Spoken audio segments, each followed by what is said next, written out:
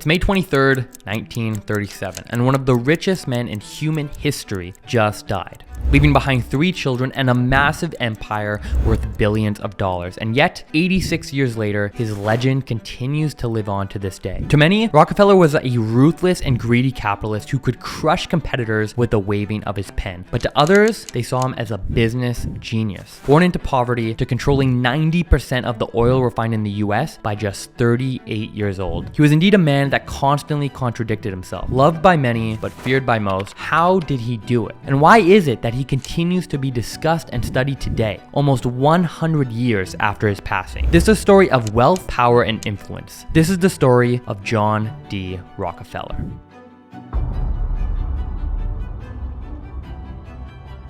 Born on July 8, 1839 in Richford, New York, John D. Rockefeller did not have an easy upbringing. His father, William Avery Rockefeller, was a traveling snake oil salesman, leaving for weeks at a time selling his botanical cures, all while secretly living with a second family. Because of this, Rockefeller's upbringing was marked by frequent moves and major financial instability. But even with Rockefeller's father often being absent, his mother, Eliza, provided a strong moral and religious foundation that would become the center point of John's life. For Eliza, the values of hard work, discipline, and thrift could not be overstated. But even with a strong mother in the house, Rockefeller was considered dim-witted in school and struggled to keep pace with his fellow classmates. Even after he grew his empire and rose to fame, many classmates couldn't even remember him. One even said, "I have no recollection of John excelling at anything. There was nothing about him to make anybody pay special attention to him or speculate about his future." But as the eldest son and the family's rocky financial situation, Rockefeller had no choice but to help support the family. He would pick up a variety of different jobs, such as raising turkeys, selling candy, and helping neighbors with odd jobs. And he continued to do so throughout his childhood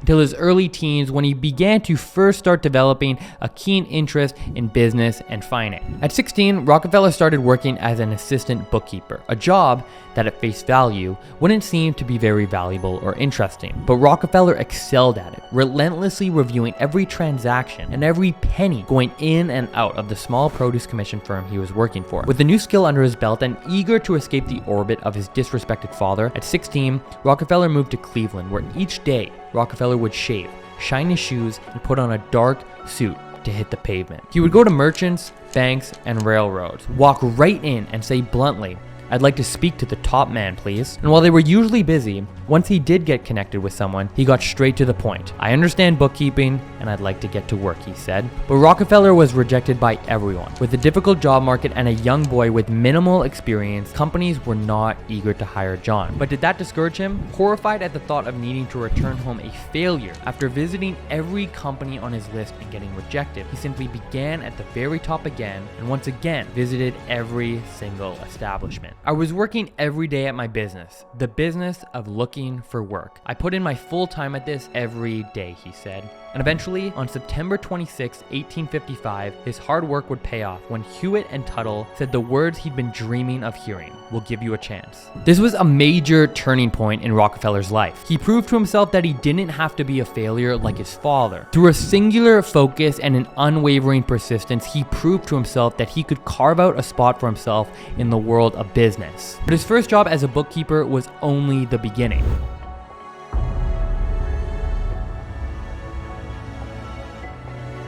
When Rockefeller was young, he had just 2 goals: to make $100,000 in his life, which is roughly $3 million today, and to live to 100 years old. He didn't accomplish his second one, as he died at 97 years old, but he far surpassed his first goal, and he did so faster than anybody thought was possible.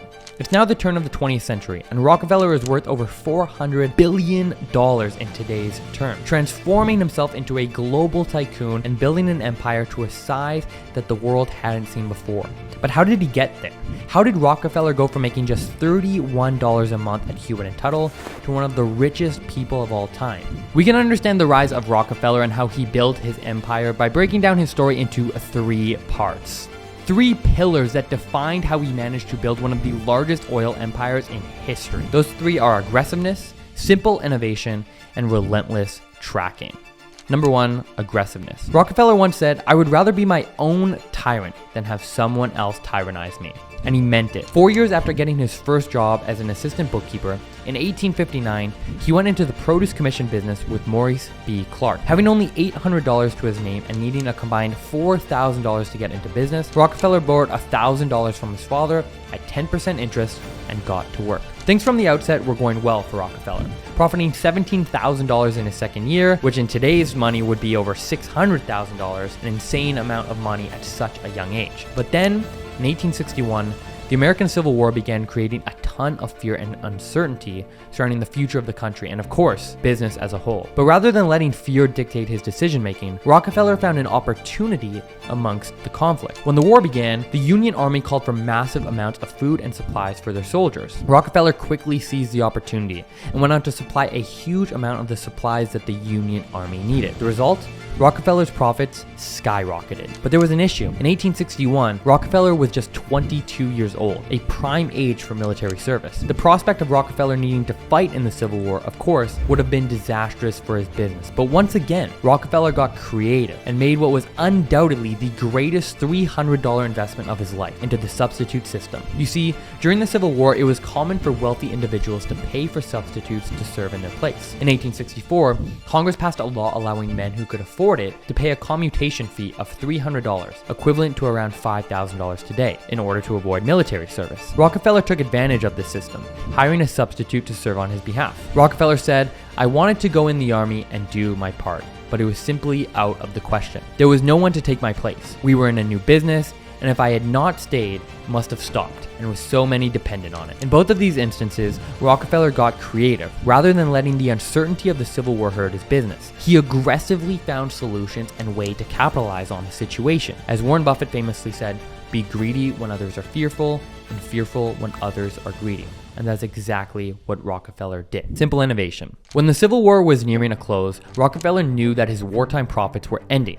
He and his partner Clark then began looking towards the business of oil refining, a decision that would make Rockefeller one of the richest men in history. You see, in the early 1860s, the discovery of oil in Pennsylvania triggered an oil boom, which in 1863, Rockefeller jumped on by forming a new company called Andrews, Clark and Company. They focused on oil refining and built their first refinery in Cleveland. But rather than staying with one refinery, Rockefeller wanted more, and over the next few years, he relentlessly began buying out competitors and expanding his company's refining capacity. In 1865, wanting even more control, he bought out his partner Clark for $72,500, equivalent to $1 million today, and formed a new company called Rockefeller and Andrews. All of this is the predecessor to the infamous Standard Oil Company, which was founded in 1870 and is the company that would go on to be a massive dominant force in the oil industry. But how did he do this? If there's one thing that I want you to take away from this video, it's his expansion strategy. Rockefeller didn't invent the car. He didn't come up with some new crazy invention. He expanded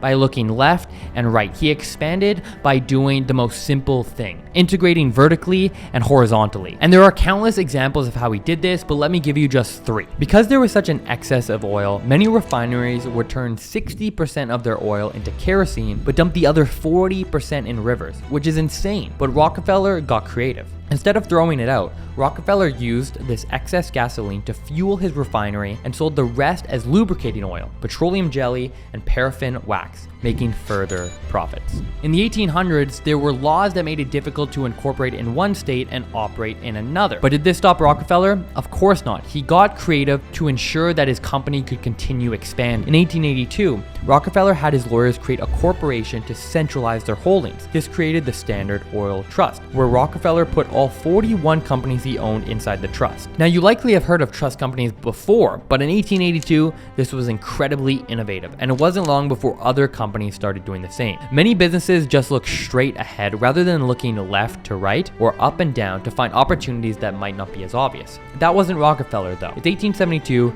Standard Oil is quickly growing, and Rockefeller decides to secretly partner with other large refiners and railroads to form what would be called the South Improvement Company. This new deal allowed Rockefeller to negotiate special, favorable shipping rates and rebates, giving them a massive advantage over smaller competitors. When this would eventually leak to the public, everyone was outraged, but it demonstrated Rockefeller's aggressive approach to expanding his business. But after saying all of this, it might appear that Rockefeller had an easy life, but that could not be further from the truth. The more you look into Rockefeller's life, the more you realize that his life was actually filled with turmoil and crisis after crisis.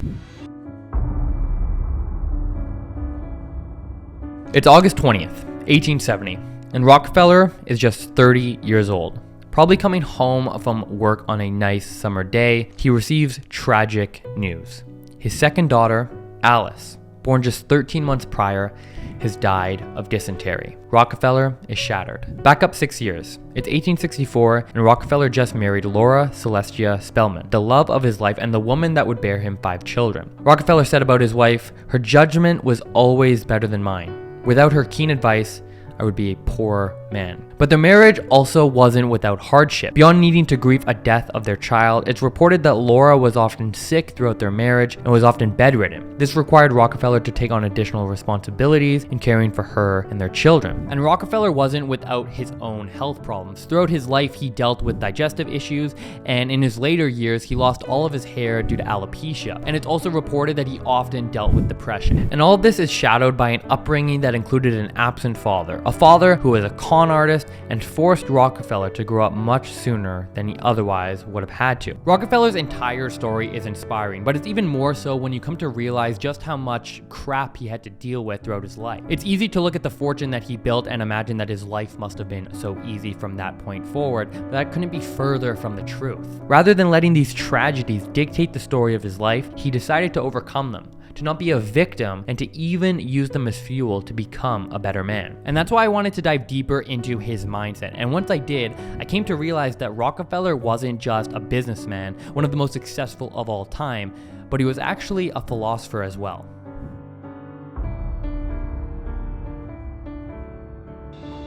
Do not many of us who fail to achieve big things fail because we lack concentration? The art of concentrating the mind on the thing to be done at the proper time and to the exclusion of everything else? You don't get to be one of the wealthiest people of all time without having a few peculiar and unique ideas. Rockefeller's story is an incredible one about relentlessness, expansion, always growing, and never being satisfied with where you're at. But you're not gonna finish this video and think, oh, I'm gonna go start an oil company. It turns out that the most valuable insights that we can take from Rockefeller's life might not actually be about what he did in business, but it might be about his mindset. And after studying his life and reading as much as I could about him, there are really 3 things that he did that drastically stood out. Number 1, track everything. Starting at a super young age, Rockefeller would track every single penny that he would spend. Now that's not groundbreaking. When money is tight, it's a good idea to track how you're spending your money. You need to see where everything is going. But what's incredible is that he continued to do this even when he was one of the wealthiest people in the world. He would write down every single dollar that he would spend in a small red pocket notebook that he would keep in a safety deposit box. There are also stories of him relentlessly reviewing his business books, even when they grew to a massive size and complexity. He would even dispute bills that were inaccurate by only a penny or 2. Rockefeller did all of this because he knew that small corrections could end up making huge, lasting impacts. For example, one day, he was touring one of his plants where he saw that 40 drops of solder were being used to seal kerosene plants that were being exported. He asked if they could try sealing the cans with just 38 drops, and when they tried, they leaked. And so he asked them to try again using just 39 drops, and after testing it, they didn't leak. And so from that day forward, the company only used 39 drops to seal their cans, and that led to a savings of $2,500 a year. As the company grew, Rockefeller would later point out that that small change led to savings of hundreds of thousands of dollars. Number 2, pay attention to the details. If you were a billionaire, how do you imagine that you would spend your time? Often, billionaires understand that the only asset in life that is finite, that you can never get back of, is your time. And so they spend their time accordingly, and Rockefeller was no different. Rockefeller was religiously punctual, saying that a man has no right to occupy another man's time unnecessarily. As a result, he was never late. Rockefeller also took his appearance very seriously. After all, if you controlled 90% of all oil refining in the US and were known worldwide, how would you act? Rockefeller made sure that he always presented himself well groomed and well dressed. His shoes were always shined and his face was always shaped. There's even a record of one of his assistants saying, "I have seen him sign his name to hundreds of papers at a sitting. He did each signature carefully, as if this particular one was to be the only one by which he was to be remembered for all time. Each signature became in his mind a work of art." These are all examples of how even once he had a million things on the go at a time, he never lost his attention to detail. After all, Rockefeller famously said, "What gets measured gets managed." Number 3, have a purpose beyond wealth. I know of nothing more despicable and pathetic than a man who devotes all the hours of the waking day to the making of money for money's sake. John D. Rockefeller. Spend a little bit of time on YouTube and you'll be flooded with videos like 5 steps to get rich or 8 side hustles to make $1,000. More often than not, these videos are absolutely useless because they focus solely on making money rather than providing value. Rockefeller said, "The man who starts out simply with the idea of getting rich won't succeed. You must have a larger ambition." Allocating your focus towards building something rather than just focusing on trying to make $1 might seem counterintuitive, but it's actually the only way that fortunes are built. Rockefeller didn't work for the sake of making more money. He worked for the love of expansion, for the satisfaction of growing and solving problems. He said, "I had no ambition to make a fortune. Mere money making has never been my goal. I saw a marvelous future for our country, and I wanted to participate in the work of making our country great. I had an ambition to build." Naval Ravikant has a great quote where he says that rather than reading a whole bunch of books, what if you just read a handful of great books over and over again? After all, the classics are classics for a reason, and I think we can apply the exact same thing to tycoons throughout history. Yes, they may have lived over 100 years ago, but there's still so much that we can learn from them, take away lessons that we can apply to our own business or our own life to improve, and that is exactly why I wanted to do this deep dive video on John D. Rockefeller. Thanks for watching. Play the long game. I'll see you in the next one. Peace.